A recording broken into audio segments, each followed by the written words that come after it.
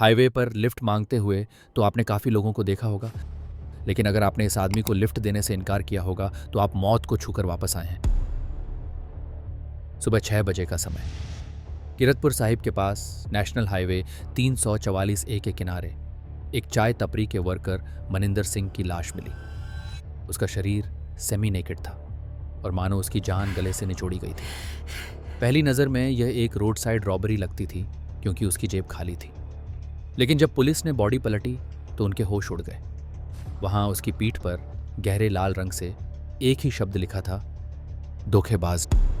ये कैसा कातिल था जो चोरी करता था मगर अपना दुख भी छोड़ जाता था? और इस धोखेबाज का मतलब क्या था? पुलिस जानती थी यह सिर्फ एक खून नहीं, ये तो एक वार्निंग थी। जिस शख्स की तलाश पुलिस को थी उसका नाम था राम स्वरूप, जिसे हाईवे पर अक्सर लोग सोधी के नाम से जानते थे। लगभग 33 साल का राम स्वरूप एक आम इंसान की जिंदगी से बहुत दूर था। वह शादीशुदा था, 3 बच्चों का बाप, मगर 2 साल पहले उसके अपने परिवार ने उसे छोड़ दिया। वजह थी उसकी सेक्सुअल आइडेंटिटी। उसकी होमोसेक्सुअलिटी को परिवार ने नहीं अपनाया।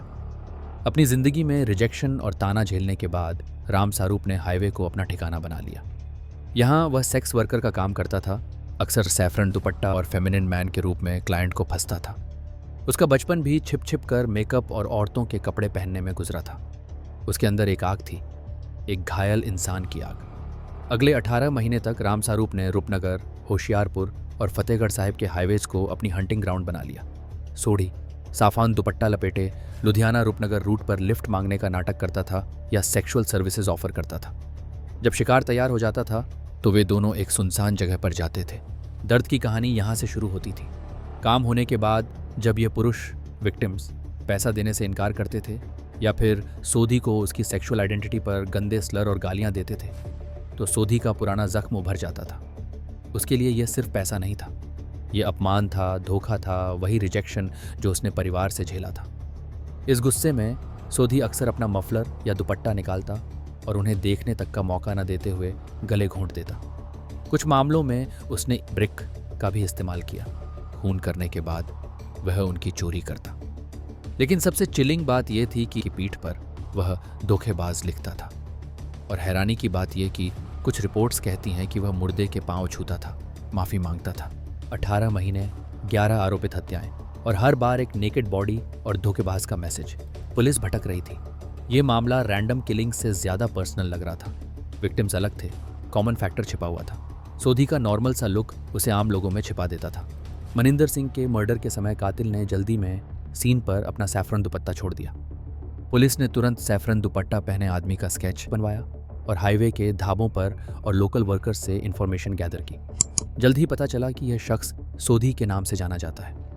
23 दिसंबर 2024 को पुलिस ने एक जानी मानी मीटिंग स्पॉट पर जाल बिछाया।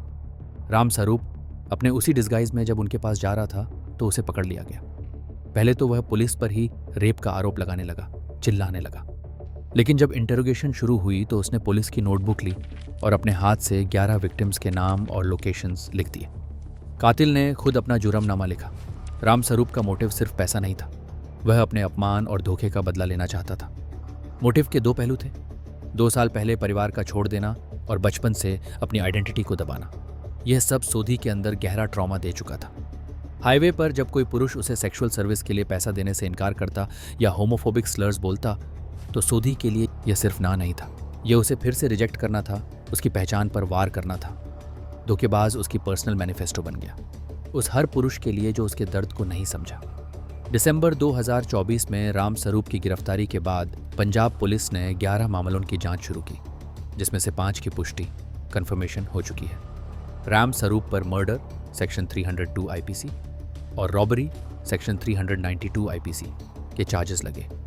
जिन परिवार वालों को लगा था कि उनका आदमी किसी आम हादसे या चोरी में मारा गया, उनके लिए यह सच एक और सदमा था। उनके अपने का कातिल एक साइकोलॉजिकल किलर था जिसका पर्सनल वेंडेटा था।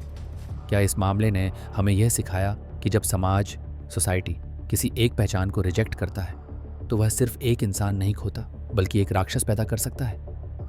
Share this video with someone you care about and subscribe for more such cases with true crime uncovered.